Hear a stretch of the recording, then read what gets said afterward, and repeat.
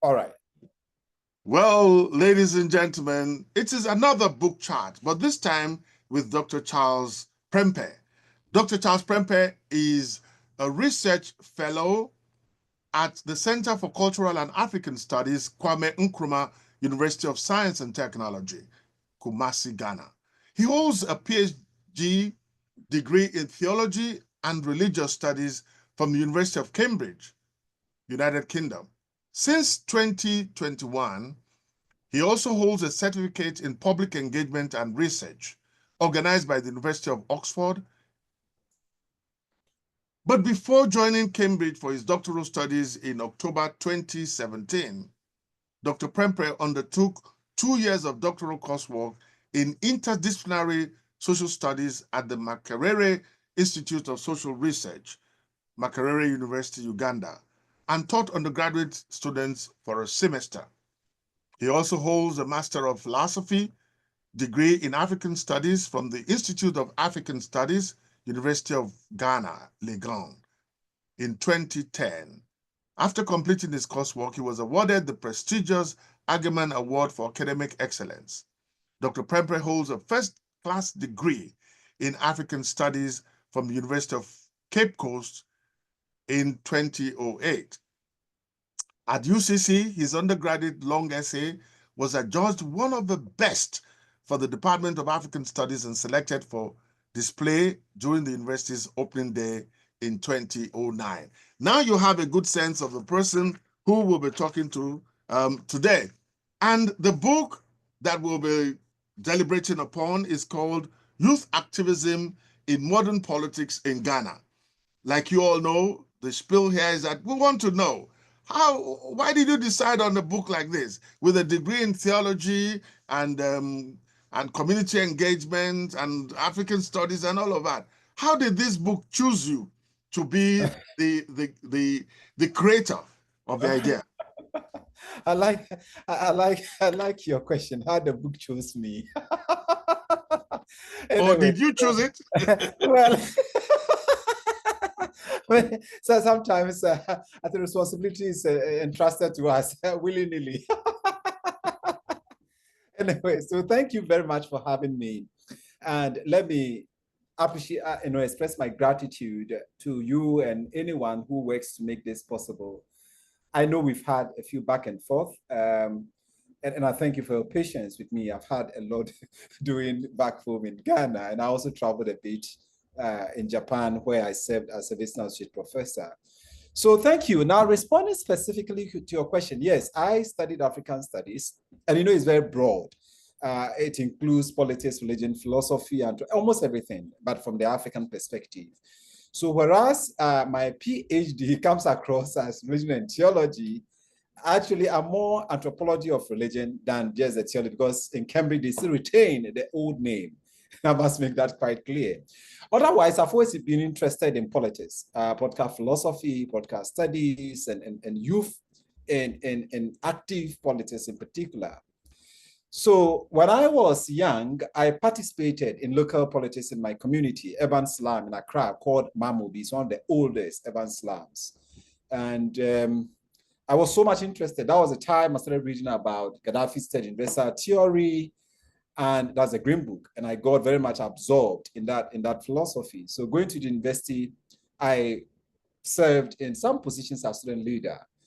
But more so when I was in Makerere, I was a leader of the student union at my institute, where Professor Mahmoud Mamdani was my director or the director. So I've always been interested in youth and politics, except that more recent, of course, there's so much literature on the subject all over, and it's been written from different perspectives. But I felt there was a need. And that need was that I think ever since we had the social media eruption, or if I should call it revolution, many young men and women have deployed the media to communicate and to mobilize online. And that's also true of the 21st century world, where we've gone entirely virtual. We are becoming more virtual being and less of social being.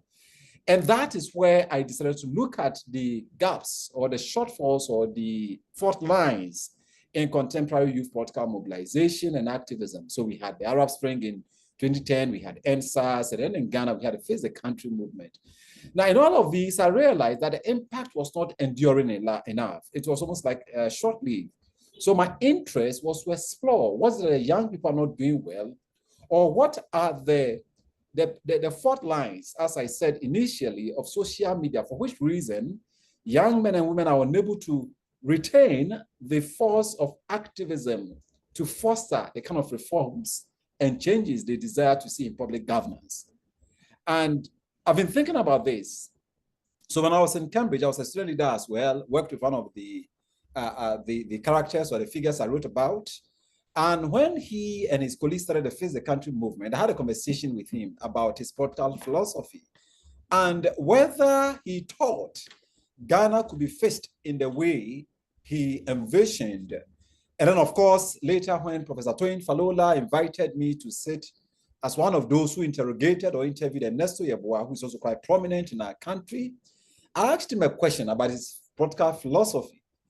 So in all of this, I realized that there was a deficit in terms of how young people, undergird their activism with political ideology, which, as I have observed, stream or strays far away from the understanding of the modern state or nationalism. And I noticed that we have a lot in common because I know your doctoral thesis also looked at some extent nationalism. So yes, so that's how I decided to write about this, to explore why young men and women have not been, quote unquote, successful in the way they envision some of their activism in public governance. Well, I don't know how I would feel this night if I don't ask you this question. In youth activism, and you were a youth politician, yes, in the same guise with people like Julius Malema, who was in the youth wing of the ANC. And there's nothing that in youth activism and songs, there is always a way in which the young people infuse songs into the activism. And before we go into the big issues, could you, for God's sake, just give us a taste of one of the songs that you used to sing in those days, and then we will go into the meat of this book. Can you please oblige us with any of the songs, even if it is in Ga or Cow or Tree? We just want to have a feel of that passion that you all sing with when you're doing what we call in Nigeria aluta. Aluta, exactly. So I was I was born in 1982. So obviously I was born during just the early days of Rawlinson's revolution. And I recall very well, those days, Rawlins and the soldiers would march from Burma camp all the way to Mamobi, to Nima, and then to the Independence Square. And one song that stuck with us was Revolution has a long way to go, has I come to say, Cadence may go, cadence may come, but the revolution has come to stay. Revolution has a long way to go, but has come to stay. Then, of course, yes, on the University of Cape Coast campus, whenever I want to, satirically insult us, say, VCA, Minko Skumbio, Mekopo, school one chenam, Minko Skumbio, which is to say that VC, I'll no more go to school, I'll go to the sea because the school doesn't give fish. And then there's one that says, Munchanity, VC, oh, you dry, Munchanity, VC, oh, you dry, Munchanity, VC, oh, dry, or Yabua case, which is to say that behead the VC. He has become a fool. He behead the VC. He's a big and fool, So these were songs that, of course, from the point of view of musicology, music drives emotionality. It draws us together as students. And indeed, I belong to also a male hall, the only male hall at the University of Cape Coast called Kesley Hayford Hall. And so these were things we're involved in, not to demean, undermine, or insult even the VC, but they were part of student popular culture and ways that we mobilized our fund, as it were, to defend students' interests. And of course, by extension, the nation and sometimes even West Africa. Yes, I had to do that because once I interviewed Omoyele Sowore, right, who is now the leader of opposition in Nigeria. and he sang all the songs, and you could actually sense the passion in it. But thanks very much. Maybe before we end, another song will come to your mind, and we will sing it together. But let's dive into the book now. How has youth activism evolved in Ghana's political landscape over the past 2 decades? And what key historical moments have shaped this trajectory? Yeah, okay. So in the last 2 decades, obviously, a major one obviously will be the social media explosion. That has been a major breakthrough for youth political activism. I mean, as you are very much aware, transitioning from the 20th century to the 21st century, or so-called the world of globalization, from the beginning of the 2000s, inspired so much hope in many people, especially, of course, whereas the Western world thought that Africa was going to break through, Africa was going to, overcome the challenges of underdevelopment, there were those who were pessimistic about that level of hope and thought that actually globalization would not bring the kind of anticipated, vision of progress that many people had anticipated for Africa or a vision for the continent. But then, whatever it was, we also realized that it was not just about economic prosperity, as it was also about ideological globalism. So that with the collapse of the so-called Soviet world, or socialism, so to speak, American ideological political ambitions, especially leftist type of philosophy that was not clearly communistic or socialistic, but more or less critical theory, which I would say was almost like a rehashing or rejuvenated version of Marxism, but then trying to simplify complexity of human predicament into oppressor dynamics. And that in itself, you see, was so strong and important. Emerging with the liberalization of the university, young people then thought that it was time for them to stake their presence and to register their contributions to public governance.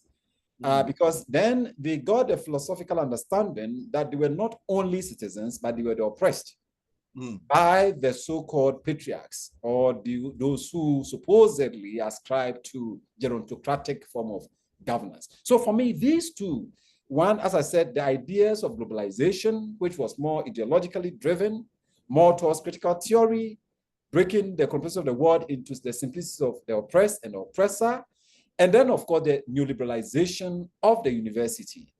So these factors in the last 2 decades have indeed shaped youth political activism in Ghana, West Africa, and much across the so-called developing economies. Well, there's no way we wouldn't bring a class dimension into all of this. That's right. Because who are those who go to universities on the continent?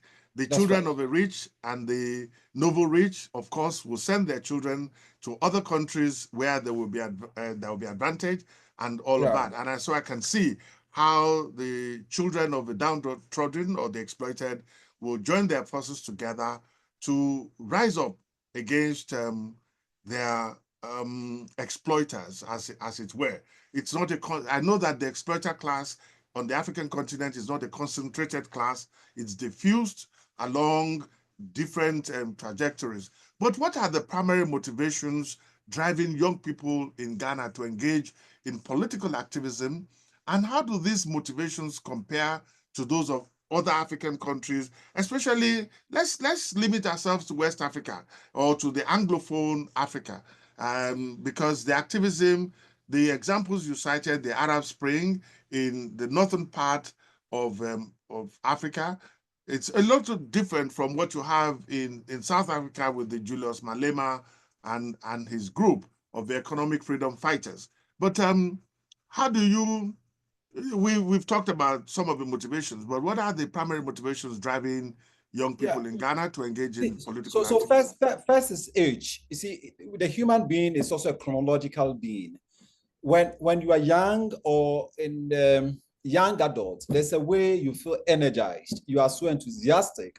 You are so hopeful of making a change. Because right from day one of birth, young people have a sense of heroism. They have a sense of undertaking heroic act in bringing radical or transformative change in their respective society. And again, when you're a young person, you tend to think death is far away from you. So there's a way, so two things. Age is a major factor in all of this because one, it creates the impression that you can really change the world. So it reinforces or revitalizes hope. And then two, it aligns with energy. Because when you are young, there's a way, as I said, mortality isn't something you tend to reflect on because there's a sense that death is for the older generation and we are yet to get there. So if you take these two factors, they are of course universally shared among people within that constituency. But limiting it to, let's say, Ghana, West Africa, and the Anglophone Africa, beginning from Ghana, I see there's a song, Arise Ghana Youth for Your Country. The nation demands. You see, arise Ghana Youth for your country. The nation demands your devotion. Let us all unite to uphold her and make her great and strong. We are all involved. We are all involved. We are all involved in building our motherland. So we've had this nationalistic song that in itself draws the inclination and propensity within young people to mobilize. So it's a capital. It is something like a precipitator or a lever upon which young men and women anchor their energy, their strength, their vitality to mobilize. And this is quite unique because Ghana's trajectory towards liberal governance in itself began with liberty, the idea of freedom and justice. And it stems from the indigenous political philosophy and it has blossomed from there up until now. And you notice that in Anglophone West Africa, much of which was non-settler colony, so we didn't have to apply the force of violence in the way Frantz Fanon may have talked about it. And so Ghana's pathways to political liberation or independence was more towards the non-violence approach, the Gandhian approach to political liberation. And again, several of our early nationalists, including Jome Sansaba, whom I know Professor Merusu mentioned in your interviews with her, Joseph Kingsley Hayford, and later, just soon after the Second World War, we had J.B. Dankwa.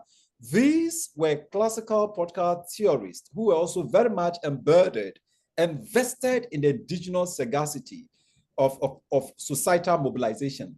And of course, at the core of indigenous nation building is liberty, the freedom of the individual. So eventually, two things were discernible. One, individuality and individualism. And so that when Ghanaians, or of course, many of us in Ghana talk about Ubuntuism in the case of, let's say, the southern part of Africa, it does not, you see, undermine the centrality of the individuality of a person. And then again, looking at the indigenous political system, young people have played major role that could never be overlooked by the political elite. Even if you take chieftains, because they were those who had to carry the chiefs in the palanquin.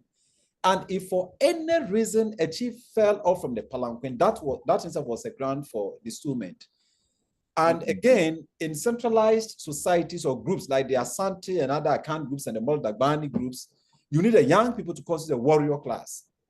So from day one of the emergence of the state system and later the post-colonial state, young people have been very active, productive, proactive in ensuring efficient public governance. And under no circumstance would young people be overlooked for any reason that any state in, especially Anglophone Africa, could have effective and successful public administration. I'm 100% with you. Now, we would move from the offline, the street. Let's move to the screen now. And in what ways do digital platforms and social media influence the strategies and effectiveness of youth activism in Ghana's political sphere? I'm asking this against the background of the popularity, well, maybe the growing popularity of the socialist political movement in Ghana, because I have followed their activities and how they not only are interested in politics, they're also interested in social change, they're interested in community development work and all of that. So how in what ways do digital platforms and social media influence the strategies and effectiveness of youth activism in Ghana's political sphere? Yeah, so of course, every human mobilization beyond 125 honestly cannot be intimately established. That's the idea of emergent community. So that is from the social psychological perspective.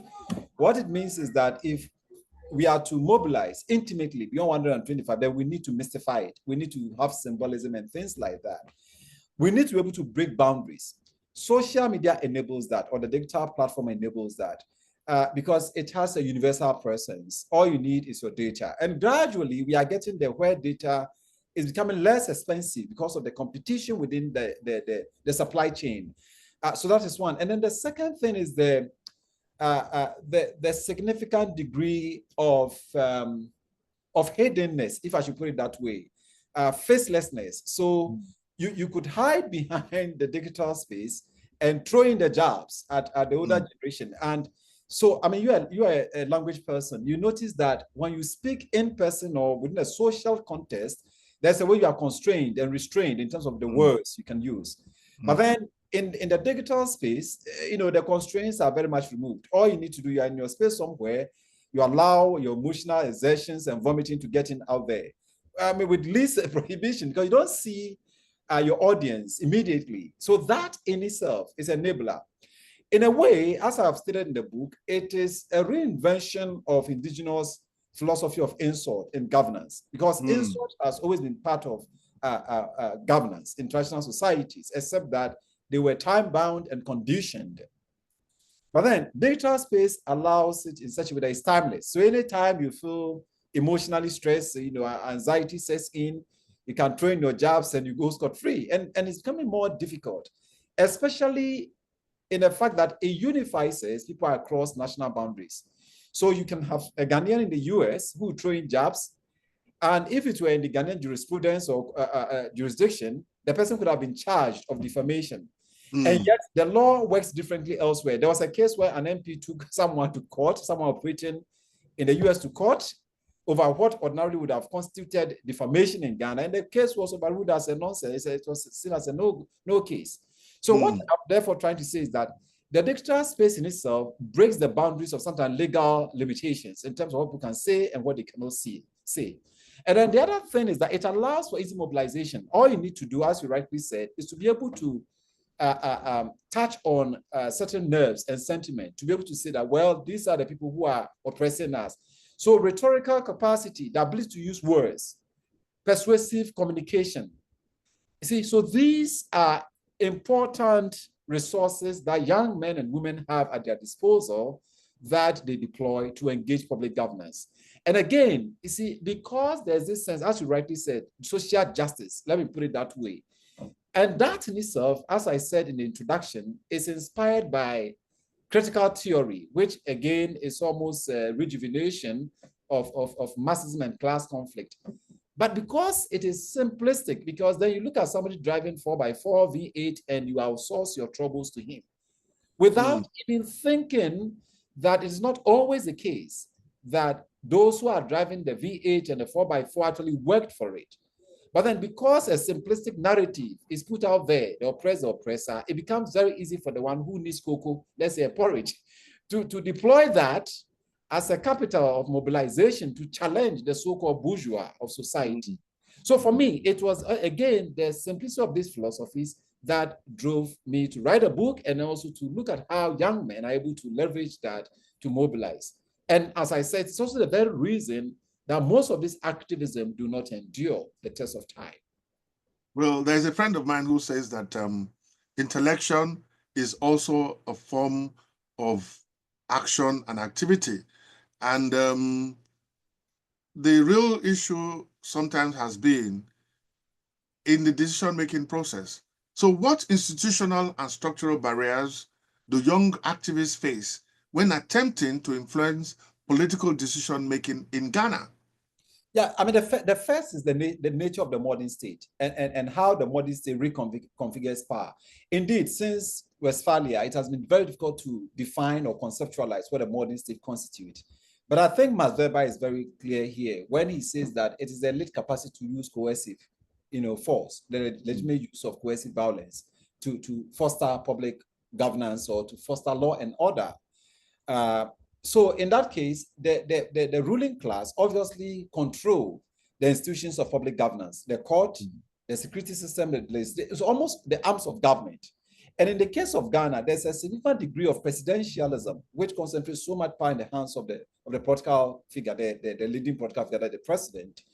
And that itself has an antecedent in terms of our history, because post-colonial states have also been careful about sprawling of power. You don't want to, you don't want to see the state losing so much power to the extent that anyone at all could use that power against the state itself. Because one thing we do know is the threat of neocolonialism, which of course Nkrumah thought was the last of imperialism. And that in itself, as we've seen since independence, has been routed through the works of sometimes NGOs and other non-elected, or what is known as the deep state. But then the spillover effect of that, becoming a barrier to youth political activism, as I've said, is the strong control that the ruling class have over institutions of public governance, so that it is very easy for the elite to align these institutions to oppress and suppress every form of dissension and challenge emerging from the youthful constituency. Well, there are times when we speak anecdotally, we sometimes cannot see the effect of the young people's agitation on policy. But from your vantage position, to what extent has youth activism in Ghana led to tangible, and you can underline that word tangible, policy changes, and what factors contribute to or hinder its success? Yeah, I mean, there was one called Drop the Chamber, as I discussed in my book, by Ernesto Yeboah, Economic Fighters League, the cognate group that we have in South Africa. And because there was a proposal from the members of parliament to have a new, of course, it was mooted by it was mooted and supported, indeed, by the former Speaker of Parliament, Professor Mike Okwe. And Ernesto Yeboah and his group and those supported him pushed for that agenda, which was tagged Drop the Chamber. And they succeeded, because eventually the idea appeared to have been shelved. But in the last few months, we've had a conversation coming in again that we need a new chamber. But like I said, the reason that most of these temporary successes that young people appear to have achieved do not last or emerge as transient or sometimes even Pyrrhic victories is also because of their own understanding of the we. You see, the we in their revolution, we, the young people of Ghana. You see, I'm saying that the we itself is problematic, because the we assumes that it is ipso facto, it is ontologically constituted. And I'm saying that is not true, because the we is imagined, just as the state itself is an imaginary constitution. So that we is not anchored on a philosophy that continues to bind them. Then nearly every success they appear to have achieved almost produces a counter effect. In other words, because the understanding of the we and how that in itself could affect public change and transformation is not properly constituted and encased in philosophy, it tends to break down soon after they appear to have succeeded. And for me, that in itself is a challenge, because the various political parties, whereas historic political parties appear to be losing grounds, they are still held together by ideologies. And that for me is what young youthful mobilization lack. See, they are not properly consolidated, concretized as well in political ideology and philosophy. In that case, it becomes more reactionary. I'm sorry, but it becomes more reactionary than responding. It becomes like a knee-jerk response than carefully thought through and a sense of intentionality, you see, to get something done and to get it sustained. See, so that reactionary approach is also enabled by, as I said earlier, social media, because it creates that echo chambers, which you know, the older generation or the historic political institutions are able to hold and absorb over time. So in many cases, they allow young men to have their emotional vomiting, to express because they know that it will not last. So There all they was do is to just get one of them sorted and whittles away. So for example, I talked about Oliver, the one of the lead organizers of Fix the Country movement. Once he was arrested in the first instances, people would go and whenever he was going to court, he would sing and chant. Before long, it was between him and his God. Everybody had deserted him like Jesus was deserted.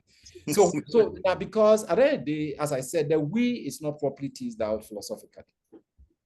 As you talk, you remind me of Rhodes Must Fall, the Fees Must Fall in South Africa, and the critique of this.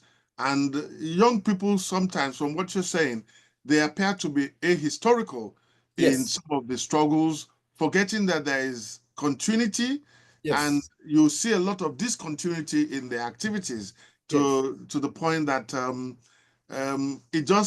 it's like a flash in the pan. That's right. But I think Julius Malema and his group in South Africa are teaching us all a lesson that they're not a flash in the pan and it's a long haul. It's not a sprint, but a long distance run. I would say that even just Malema may not succeed as we expect. You see, it's very simple. Young people, again, just to recap what I said, but in a different way, they have the how, more of the how and less of the why.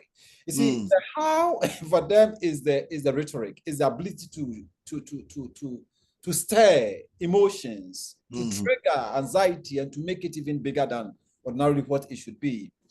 And of course, they have social media, they have energy. So that in itself constitutes the how. But the why, which is deeper, which is better, which is stronger, which is more enduring, which is imperative, so to speak, than the how tends to lack or tends to suffer major fault lines. You see, so and then when they even get into the how or the why, they are unable to align with its indigenous philosophy. So take Julius Malema. He's drifted more towards the leftists. And not the leftists even in terms of Marxism or even socialism, but leftists in terms of sometimes sexuality. And that becomes a no-go area for many African communities, especially where young people still align themselves with the church, with their cultures. It becomes very difficult. So he himself lost grounds in Ghana because of that, right? And then again, we should remember that even in countries that have legalized minority sexualities, it's still becoming very difficult for political mobilization. We saw in the case of the recent US election, Kamala Harris losing the election massively, and we've seen the changes across some of the Western countries more recently. So that in itself implies that young people need to be very mindful in terms of how they remobilize, reuse, and repackage leftist ideology and the implementation of that in their respective countries and societies. Because in Africa, you see, again, that's why the why is important. Who are we? Why are we doing what we are doing? Where do we come from? Because like you rightly said, there's a history. There's a story we tell about ourselves. And so if the stories of the people whom you want to mobilize do not align with a certain philosophy, then that will be the end of it. We saw it in the case of Kwame Nkrumah in Ghana. Why Nkrumah fell off, right? Because at a point you have to hit the rock. At a point you need to speak to the rock. Now you can't keep hitting the rock and think you succeed. See, immediately after independence, it was almost as if we're still mentally enslaved, and that was so true. So you need to hit hard, So it's easy to take the proof out of from Egypt, but Egypt out of them is always a big deal. So hit the rock. But then a new generation comes, you just need to speak to them. Speak to the rock rather than hitting it. And then Nkrumah couldn't make that difference. And I think that's the problem young people are having today. That's what I talk about conscientism. By the time Nkrumah realized it was quite too late in 1964 when he wrote Conscientism, because then that gave him a clear sense of political philosophy, how to overcome self and how to sublate self, how to put self at the pleasure of the collective. Because he has started with the rhetoric of, seeking the political kingdom. And that was very simplistic. I mean, it's so true, but that political kingdom is contesting against a triple heritage, if I'm to use that Ali Mazrui, which Ali Mazrui himself borrowed from Nkrumah's Conscientism. But as I said, it was late in coming. But by 1964, things were getting out of control, such that just when he left off the scene, we have Aikwe, Ames, the beautiful ones are not yet born, and that was the end of it. So my point is that young people need their history. They need to study the trajectories, the tapestries, and the various stories that have coalesced in shaping their states, their respective countries, their political philosophies. Otherwise, they'll keep failing. And that's why I think just Malema is bound to fail at some point. It's going to be very difficult. Well, there are some of us who are praying 24/7 for Malema to succeed. Yes, I know prayers alone will not bring success. It will not, yes. He can always count on my prayers and support in every way that he succeeds. But I hear you. I hear you. And let me just say that I think the problem is when you simplify the human predicament as a matter of just oppressor and oppressor, then that's what the problem is. Because then the impression is that, you see, again, I mean, you're a literary scholar. If you look at George Orwell, Animal Farm, and Ngugi's Devil on the Cross, see, if young people were to read these two pieces of literary works closely, it will help them to have a cognate or a potpourri or a sort of hybridized political philosophy. You see, that would help them to take charge of their own responsibility, but not to outsource it. And have this sense of entitlement. You recall when I interviewed Ernesto Yeboah, the charge against me was that I went to Cambridge. And that was for me the tipping point. I couldn't take it because the fact I went to Cambridge never meant that I'm a bourgeois. I'm a slum person, lived all my life in the slum. As I'm talking, I'm still a slum person. So, but you see, that stupidity of simplicity is created. That if somebody is driving 4x4, somebody is a lecturer, the person is a late, or as if all the fingers. That is why if you look at the book, I discuss the philosophy of indigenous idea of inequality. That has never happened in any part of the world, never. And that's why even Frantz Fanon had to give up violence before he died. Because socialism will imagine itself as, creating people who care for the masses. But once they come to power, nothing happens. That is why luta continua will always be a luta continua. The Victoria Asceta never happens. So in effect, every revolution is a counter-revolution. Look at Frelimo, Mozambique today. Look across the communist world. So I think young people need to awake to reality. We need political realism, even as we have idealism. But we must face life as it comes and then have the ideal ahead of us. So, but to place the ideal before the reality, that one is subversion. It's a subversion of wisdom. And that's why they don't succeed. And I'm telling you, once they subvert this ontological order, they will never succeed. And it's not like I'm pronouncing a fatalistic conclusion on them. But the point is that their movement needs to be properly choreographed in a realistic philosophy. And it is only that will sustain young people's political activism and mobilization. I must confess something that, and I want to bring it out to whosoever is watching, that there are some metaphors you throw in to your discourse that if one is not very aware of the significations and the reference that you're making. And it is this one, and it brought a smile on my face that I hope a lot of people understand the hitting of a rock and the speaking to the rock. Yep. This was Moses, when God asked Moses to speak to the rock and water will come. But instead of speak to the rock, he hit the rock. And I am sure this is all the effect of your theological background and training, how it comes in and effortlessly you just speak on them and you use them to advance your discourse. I really, really appreciate that. And I was reading your acknowledgement. You see, the acknowledgement section. I love reading acknowledgement because it gives me a sense of the kinship ties that authors have. And I was so touched when you talked about the extent to which you had to endure pain to get your PhD written. And you're almost questioning, almost like TODC, almost at the problem of pain, right? Similar to why pain, why evil. And that is philosophical.